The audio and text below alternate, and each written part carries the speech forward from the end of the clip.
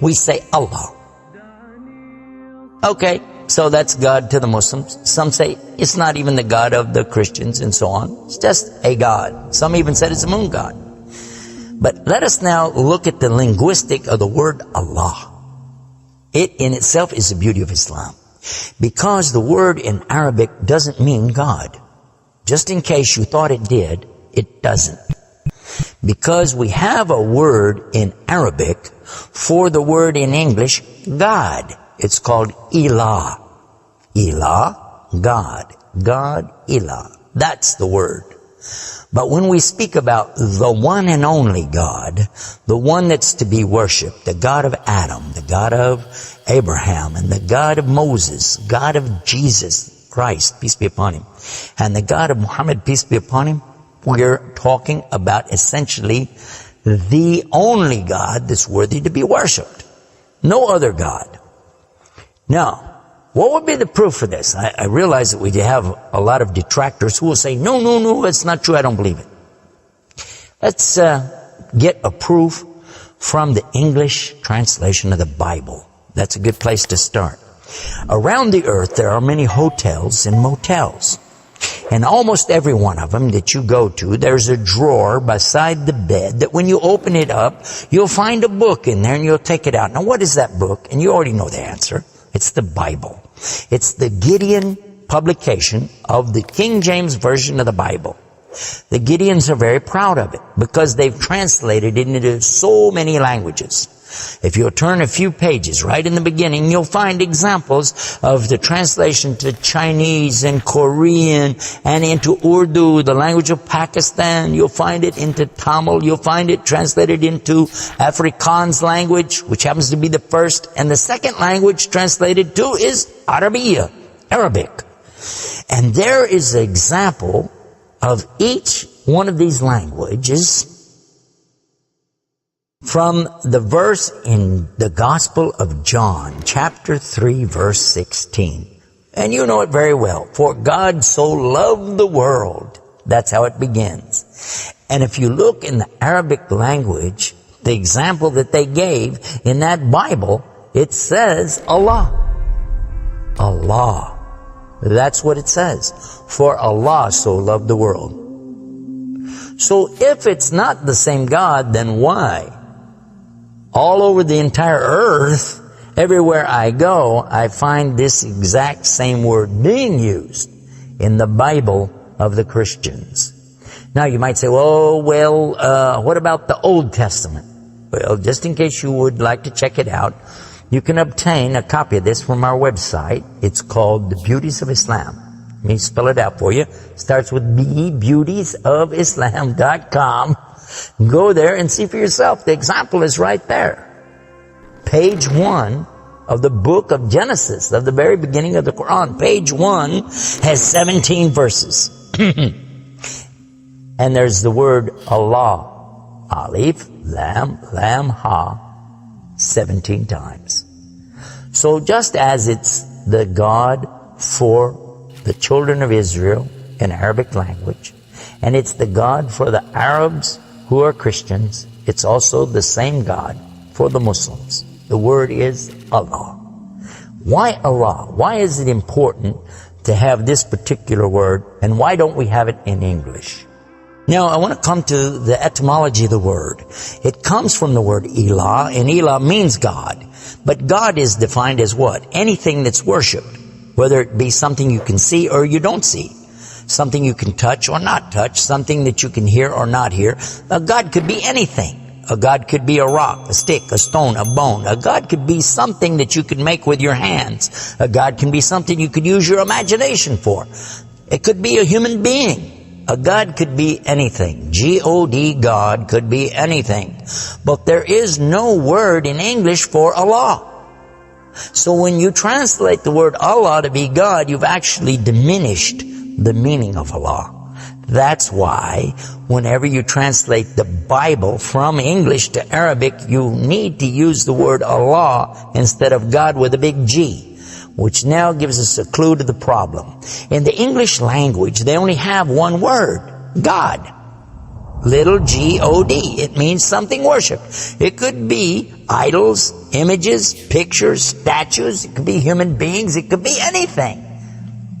This is God's. Little G-O-D-S. But when you mean the God, you have to capitalize the G. You have to make a big G.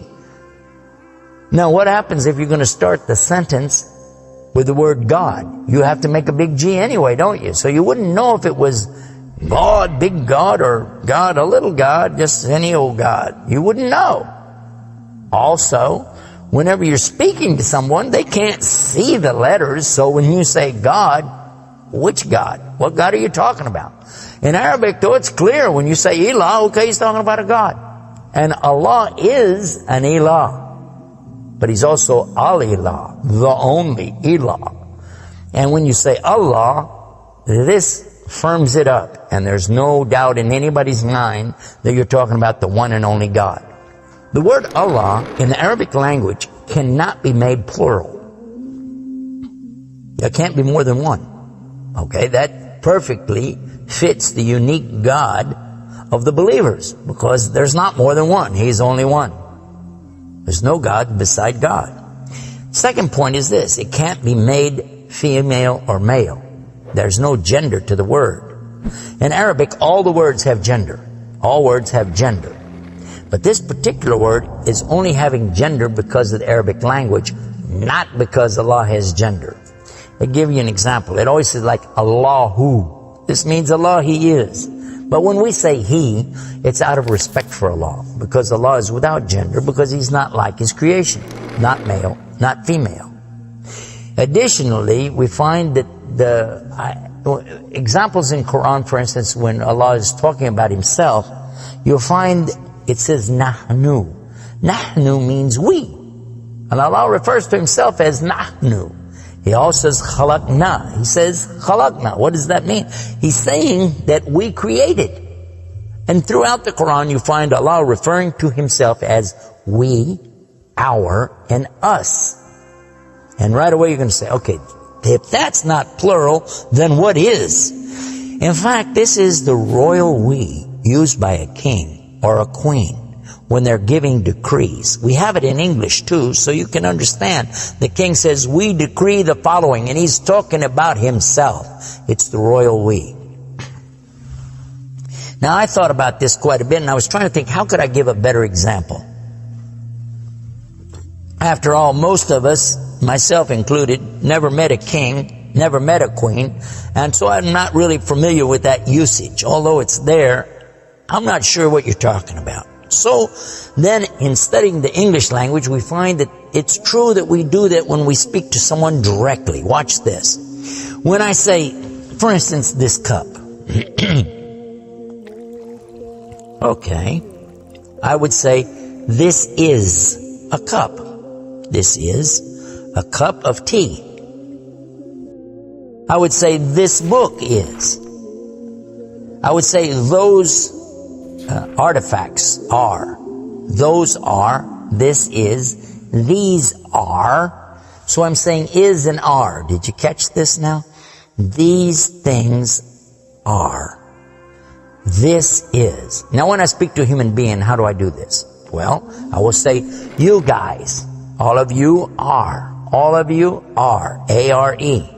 But when I speak to somebody directly, do I say you is or you are? I will say you are. Why?